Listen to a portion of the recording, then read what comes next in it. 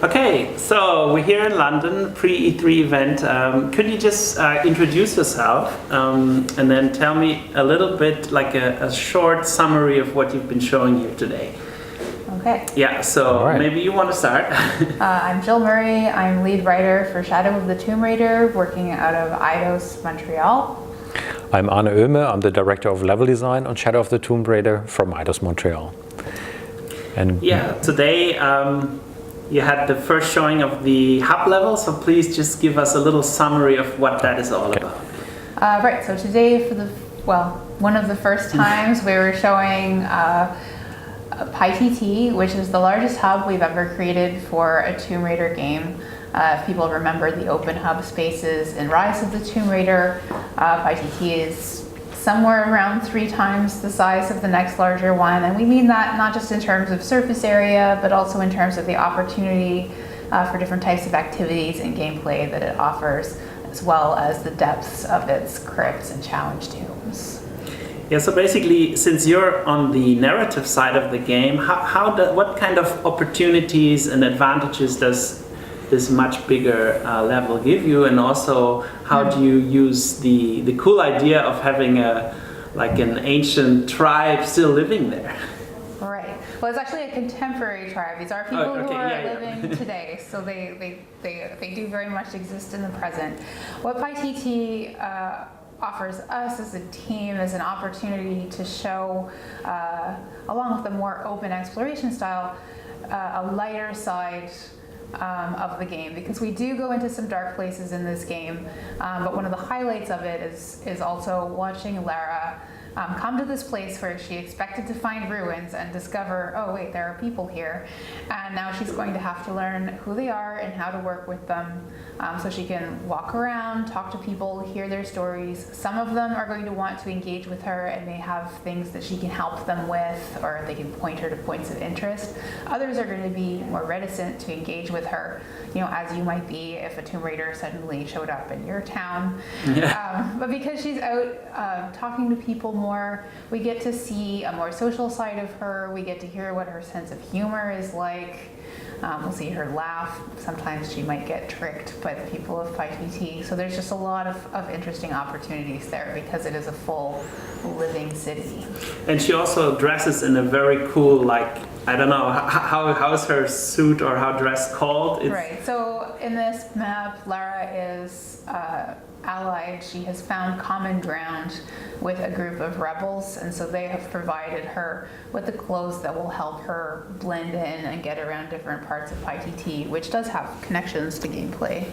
And would you find a dress like the one she's wearing still now if you would go to Peru? Is that something people are still wearing? Well, the thing with PyTT is that it's very high up in the mountains. It's very hard to find, and it has evolved in almost total isolation over the past several hundreds of years. So it hasn't been colonized by the Spanish. It has its own way of doing things. We see inflections from the different populations that have sought refuge there. So we see some inflections of Maya culture and Aztec culture, as well as the Inca that would naturally belong there because it's Peru. Yeah.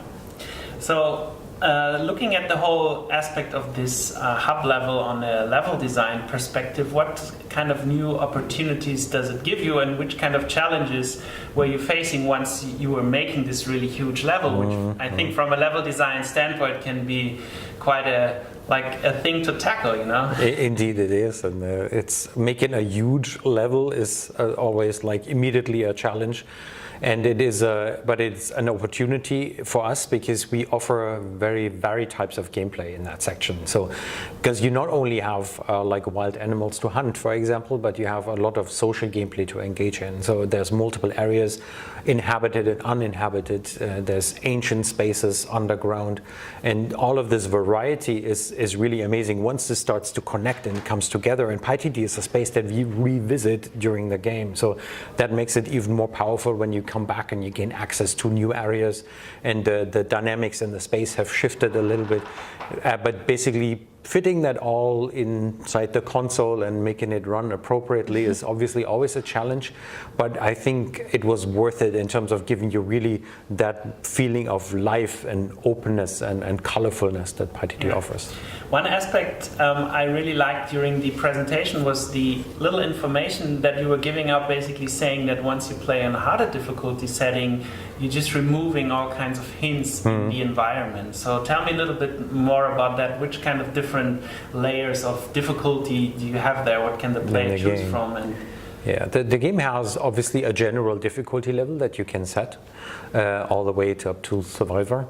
But this time around we offer difficulty choices for each of the core pillars, if you will. So you can select your difficulty for the combat experience, for exploration, which is also the navigation basically, like the climbing and all that, and for puzzle. And basically, so a player can, for example, say, I really like exploration and puzzle solving, but I want to get to the combat very easily because I don't like to aim, then that is perfectly possible. Other people like more to play with a shotgun and they don't want to get into puzzles, so they can pick their difficulty setting accordingly.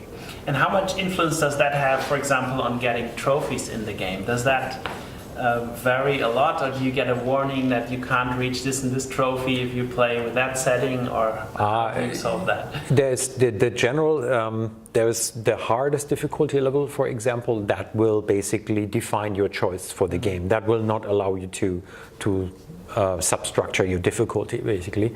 But like in the medium difficulty levels, you have a lot of freedom and still can gain the associated achievements. Okay, and today was also the first time where you really showed more about the becoming the jungle gameplay. So could you just sum that up again and tell me some of the examples which you also showed during the gameplay, how Lara can use the jungle to her advantage and just be more powerful than she ever was, basically. Sure, she has a new tool, fear arrows, that allow her to induce hallucinations and cause Trinity operatives to turn against each other. She can do things like apply mud as camouflage, which allows her to go longer without being detected. And my personal favorite for this game is that now, unlike the previous Tomb Raiders, where once you had triggered open combat, that was it. You're going to fight until it was over. Now Lara has the option to go in and out of stealth at will, which I find gives a lot more control over what kind of combat experience you have. Adding on that from the level design perspective, given that the jungle has so many navigation options for us and so many options for Lara to hide, creating that kind of like multi-layered playground was really interesting in the way of allowing Lara, because it builds around this loop, this predator loop of striking and disappearing. So there are spaces which allow a much more circular movement and a much more open approach to stealth gameplay. Could you also, for example, grab a poisonous snake and throw it on a person and that snake would bite the person? Let me write this down. That sounds like a different game. Okay, so basically the animals can be an enemy, but they are not something which you use to fight other enemies, or is there? Well, you might use animals for crafting interesting tools that help you fight other enemies. We will not be weaponizing llamas. Yes, no. Okay, yeah, that's, I think, makes sense. Peter will, this organization will probably like that. Yeah. So now I think that the game is coming out in September. You're probably already in a phase where you show the game to like focus groups, different testers, lots of other people to get feedback. So what are the 2 or 3 main things people are telling you right now? What is the feedback you're getting from those groups? On those playtests. What do they especially like about what you did new with this? Well, of course, game? we've been asked a lot by the community for more underwater swimming, and we've provided that. Yeah, we've created bigger tombs, like those were always in demand, and we have created more challenging, bigger tombs, basically giving the player a much richer experience with a lot of mythological background. And the tombs, as you were showing in the presentation, are way more dangerous than they were ever before, right? Can you give some examples of that and maybe tell us a little bit about what we were seeing at the end of the demo? This cool machine, or I don't know what it is. Yeah, I think that machine is kind of like gives you an inkling of, in the way that a lot of these tombs were trials created to sort of cull the unworthy. So there's a lot more traps, there's a lot more deadliness in the puzzle itself. I mean, that puzzle is pretty much a machine made to kill, if you will. While in Rise of the Tomb Raider, there's a lot about like gaining access to ancient spaces. This time around, it's really about surviving these deadly puzzles.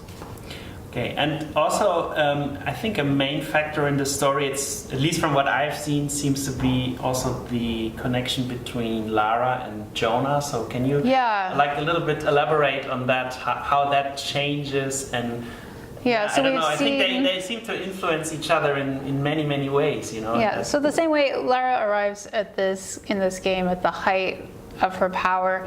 We've also seen Jonah evolve over the last couple of games, and we find a very capable version of him. He has his own way of doing things that tends to be more social. He can talk to people and get on side with them, and Lara is as single-minded as always. And so he is that best friend who's always had her back, and at the same time he's the one person in the world who can call her out when she's veering off. And so we see I think their friendship deepen, but it's also strained almost to its breaking point.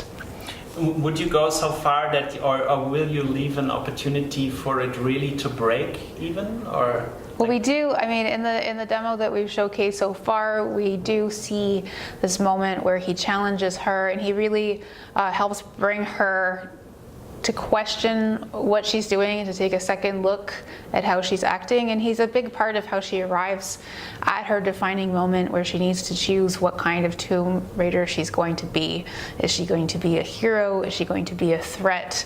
Is she going to find a proactive place in the world? Or is she going to go down a path where she's at risk of becoming like the enemy that she's been fighting this whole time? Yeah. Shadow of the Tomb Raider is also a lot about apocalypse themes. So which are like the fears the Mayan and the Aztec people had in those times regarding the apocalypse? You've probably done lots of research on that, so what can you tell us about that? Oh man. Now we open the Pandora box. A lot of the fears about the Maya apocalypse come down to sort of more modern misinterpretations of how their calendar worked. So it's like there's the end of a calendar phase, and a lot of us interpreted that as, oh, it's the natural end of the world.